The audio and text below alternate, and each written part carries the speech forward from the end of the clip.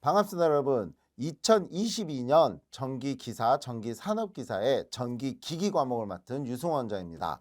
자, 여러분들 드디어 22년도에 전기기사, 산업기사 우리 자격증을 취득하려는 여러분들 좀 공부를 많이 해야 돼요, 적게 돼요 이렇게 하면은 22년도에는 좀 신규 문제 개념이 많이 출제될 계제가 좀 많아요. 특히 기기 같은 경우에도. 그렇죠? 그래서 좀 기기 공부를 좀 심도 있게 해야 되지 않을까 조심스럽게 예상을 하고요. 일단 간단히 과목 소개를 좀 하고 바로 수업에 들어갈게요. 우리가 전기 기기라는 과목이 있어요. 이거 어려워요, 쉬워요? 어려워요.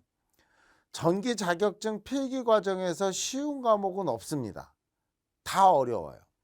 그런데 제가 항상 얘기 드리는 거는 우리가 합격 점수가 나오게끔만 공부하면 되잖아. 항상 그걸 생각하세요. 우리는 자격증 취득 과정이라는 거.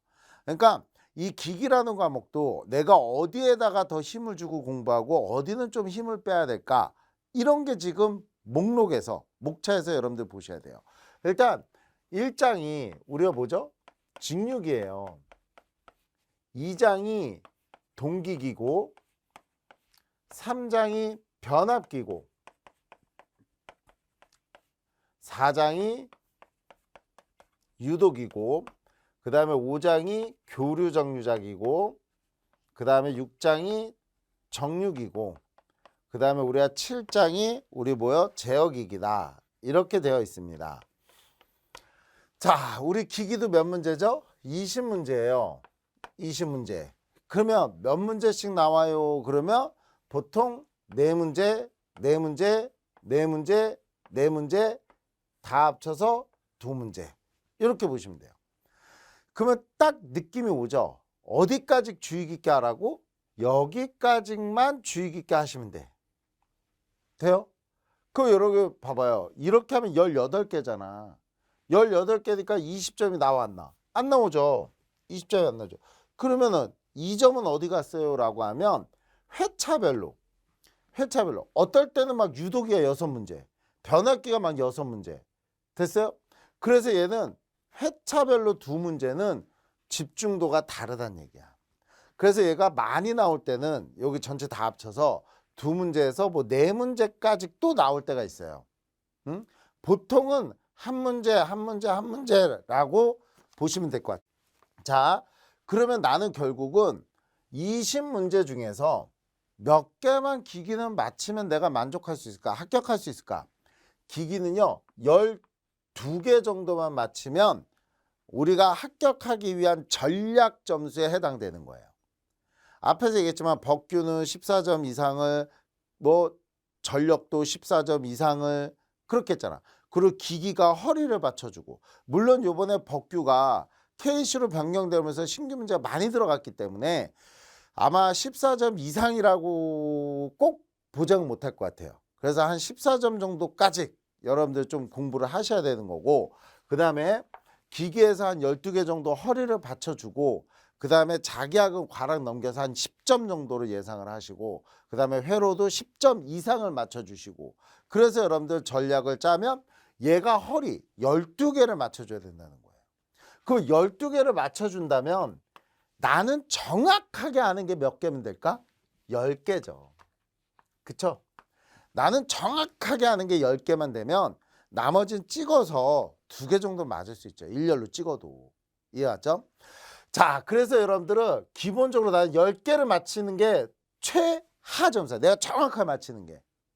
그럼 우리가 한번 나눠볼까요? 우리 요렇게는 지금 명칭이 뭐예요? 여기가 뭐야? 그러면 여기서부터는 전부 교류기야. 자, 그러면 직류기도 직류 발전기가 있고 직류 전동기가 있고, 당연히 여기도 특수기기라는 건 있겠죠. 그쵸? 그 다음에 교류기도, 그러니까 쉽게 해서 교류기에서 동기기도 뭐가 있어요? 발전기가 있고 전동기가 있고 특수기기 있고, 변압기는 그냥 변성기, 그쵸? 변압을 하는 거니까 한 가지고, 유도기도 발전기가 있고 전동기가 있어요. 자, 그러면 이제 한번 나눠봅시다. 우리가 쓰는 전기는 다 교류죠. 교류지. 그러면 직류 발전기 써 안 써?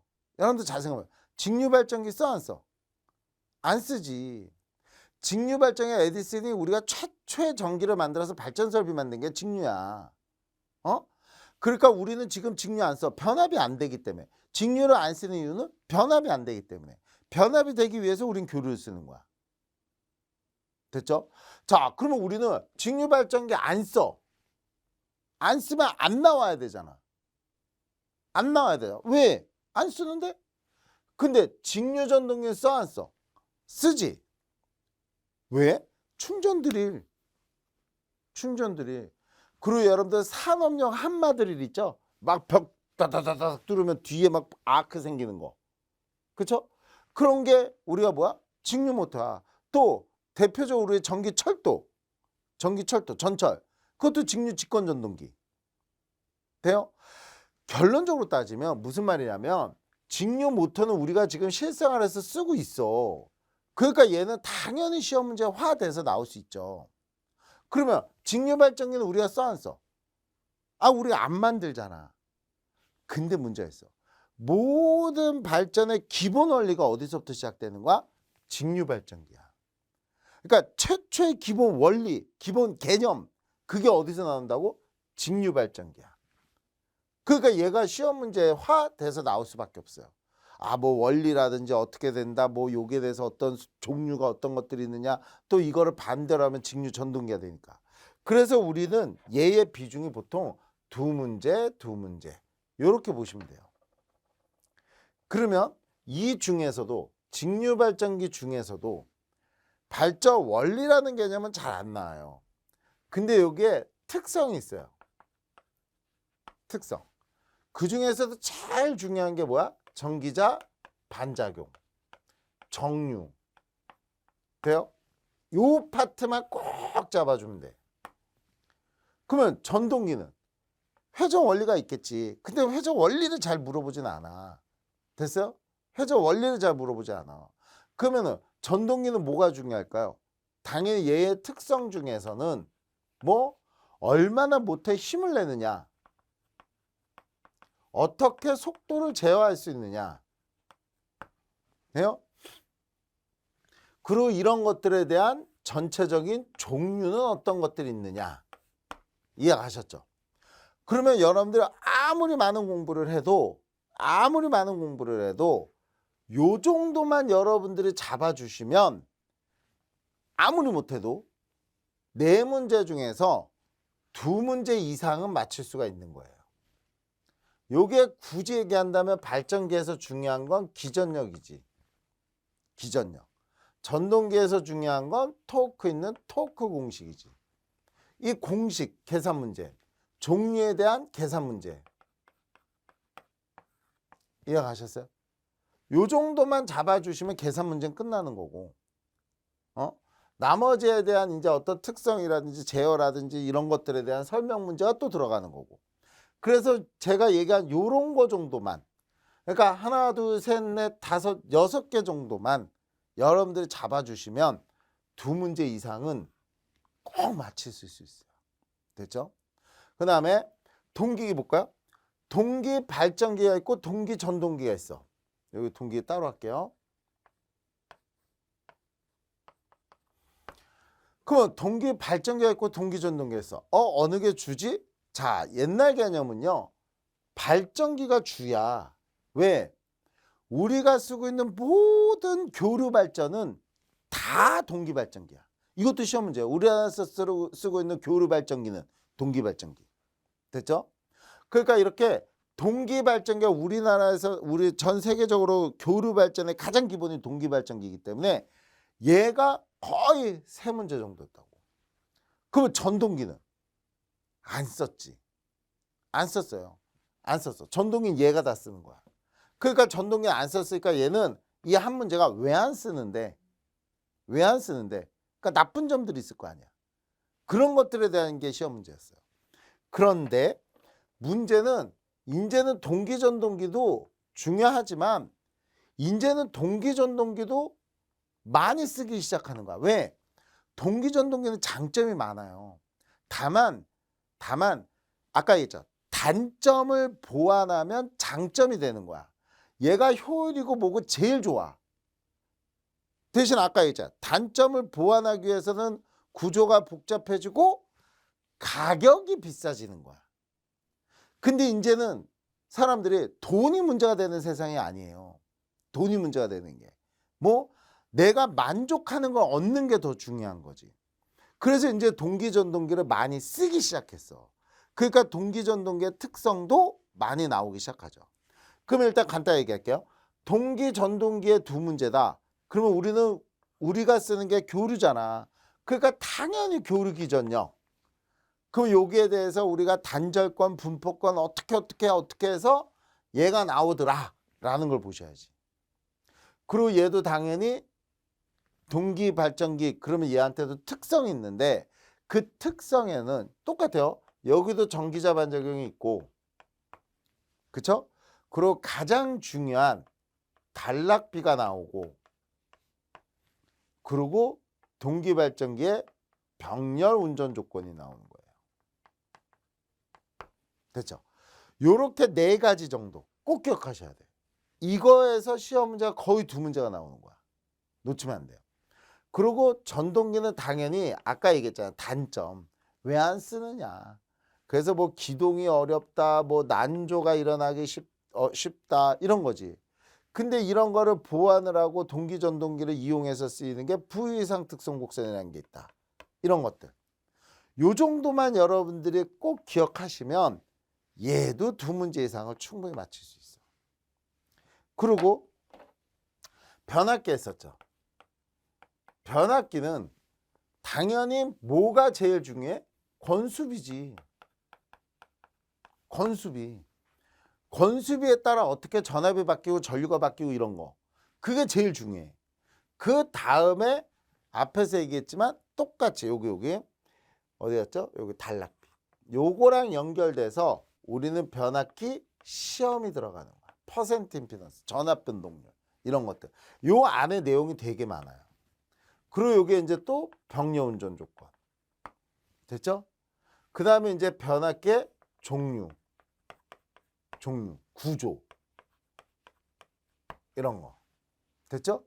요 정도만 보셔도, 특히 여기까지만 보셔도 여러분들 두 문제 이상은 맞히는 거예요. 자, 유도기도 발전기에 있고 전동기에 있는데 감사하게도 유도 발전기는 안 써. 특수기기로 쓰는 거야. 그러니까 얘는 안 쓰니까 왜 안 쓰느냐, 뭐 이 정도만 나오는데 거의 그것도 잘 안 나와.